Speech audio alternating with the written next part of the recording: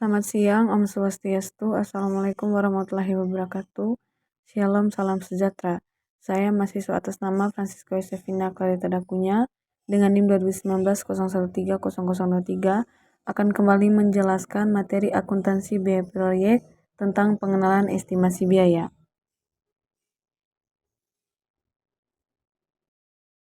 Setelah kita memahami WBS dan KTO, berikutnya kita masuk pada penetapan harga atau pricing, di mana pricing itu sendiri merupakan metode untuk menetapkan suatu harga jual, di mana pada metode ini perusahaan biasanya menambahkan biaya material, biaya overhead, hingga biaya tenaga kerja. Seperti yang ditampilkan pada tabel berikut, yaitu pada kolom yang pertama ada kode, kemudian dilanjutkan pada kolom yang berikutnya adalah keterangan. Setelah itu, pada kolom berikutnya ada unit, kemudian diikuti dengan tarif bahan, kemudian ada biaya material, kemudian dilanjutkan dengan kolom untuk tenaga kerja. Setelah itu ada kolom untuk jam kerja, kemudian ada kolom biaya tenaga kerja. Selanjutnya, tingkat perlengkapan, dan yang terakhirnya pada kolom tersebut adalah total biaya yang harus ditetapkan harganya. Hal-hal yang menentukan dalam penyusunan estimasi yang tepat bagi kontraktor adalah yang pertama itu adalah penyesuaian harga, kemudian subkontraktor, ada strategi tenaga kerja langsung dan struktur overhead job site, dan juga ada perhitungan biaya. Produktivitas tenaga kerja langsung adalah item yang paling sulit untuk diperkirakan, dikarenakan hanya dapat diperkirakan berapa jam yang dibutuhkan untuk melakukan tugas. Diestimasi dengan satuan jam kerja atau man hours per unit pekerjaan. Misalnya produktivitas pekerjaan pintu adalah 10 man hours per pintu. Ini disebut sebagai unit atau satuan man hour atau UMH. Sumber tingkat produktivitas tenaga kerja lainnya adalah database yang diterbitkan atau panduan referensi, misalnya data biaya konstruksi bangunan. Jumlah total dari jam kerja yang diperlukan menjadi sumber informasi untuk penjadwalan dan biaya. Berikutnya adalah tingkat upah pekerja yang ditentukan oleh yang pertama perusahaan tempatnya bekerja dan lokasi kerja, kemudian perjanjian sertifikat pekerja jika ada, kemudian jenis pekerjaan yang akan dilakukan, dapat berupa gabungan upah pekerja harian dengan mandor, dapat berupa rata-rata dari gaji pekerja harian, atau dapat juga menggunakan tingkat upah campuran yang memperhitungkan tukang kayu, tukang buruh, dan tukang batu serta tukang besi, semuanya secara bersama-sama. Yang berikutnya adalah harga material. Sumber harga satuan material terbaik adalah dari pemasok. Pemasok diundang untuk memberikan harga pada saat yang sama dengan subkontraktor di awal proses. Sumber harga material lainnya adalah database harga di kantor pusat atau estimasi pada proyek sebelumnya. Berikutnya penetapan harga pekerjaan yang disubkontraktorkan. Sumber harga subkontraktor terbaik adalah berasal dari subkontraktor itu sendiri. Subkontraktor diundang untuk menawar proyek sebagai satu dari langkah awal dalam proses estimasi.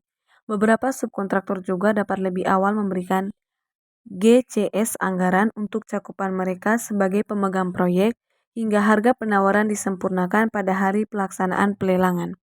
Kontraktor umum harus memperkirakan cakupan kerja subkontrak di dalam perusahaan untuk menyempurnakan anggaran kasar pada hari pertama dan untuk memeriksa kewajaran tawaran subkontraktor setelah diterima.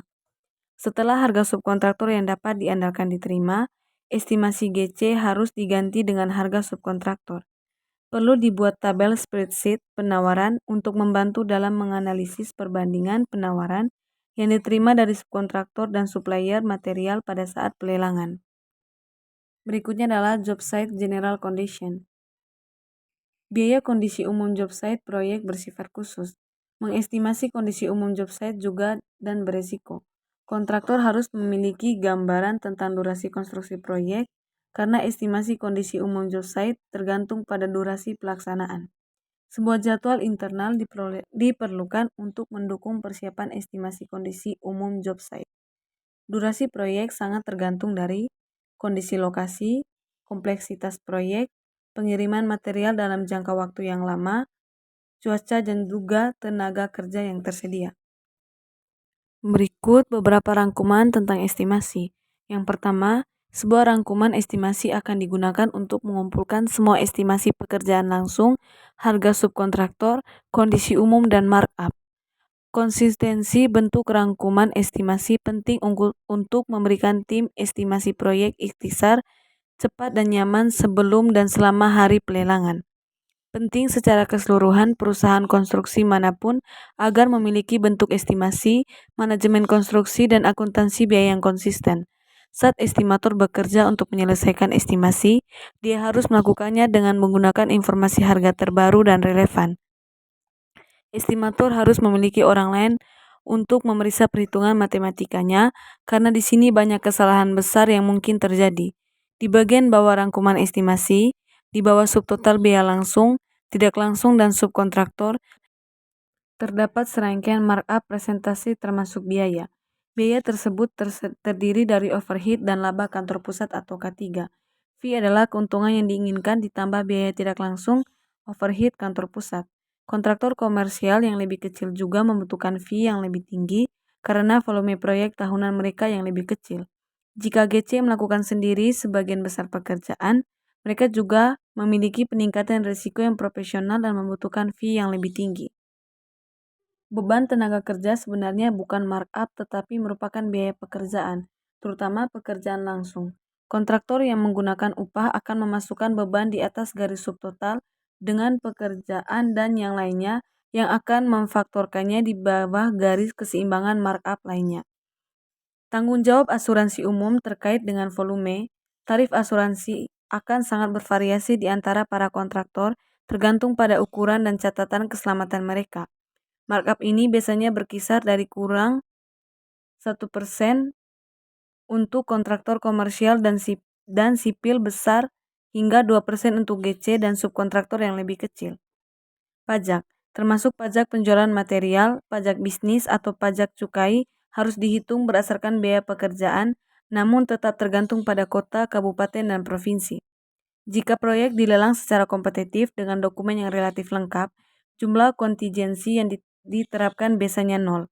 Kebanyakan GC memperhitungkan kontingensi jika ada dengan pilihan mereka terhadap besaran fee untuk proyek kompetitif.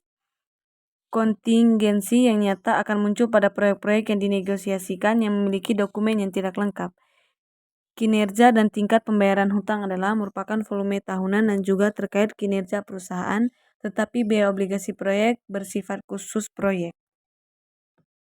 Yang berikutnya adalah gambar rangkuman estimasi, di mana pada gambar rangkuman estimasi tersebut ditampilkan atau dijelaskan pada kolom yang pertama adalah kolom untuk keterangan. Kemudian pada kolom yang kedua adalah kolom jam tenaga kerja langsung. Kemudian tenaga kerja, ada material, peralatan, dan juga total.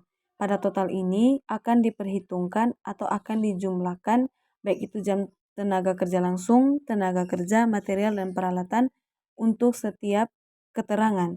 Kemudian pada bagian bawahnya terdapat bagian untuk subtotal, di mana subtotal ini akan memperhitungkan atau menjumlahkan baik itu jam tenaga kerja langsung, tenaga kerja, material, dan juga peralatan yang diperhitungkan atau dijumlahkan untuk semua keterangan. Baik, demikianlah presentasi saya untuk materi tentang pengenalan estimasi biaya. Saya mohon maaf jika dalam pemaparan materi tersebut masih ditemui kesalahan. Terima kasih. Om Santi Santi Santi Om. Assalamualaikum warahmatullahi wabarakatuh. Shalom, salam sejahtera.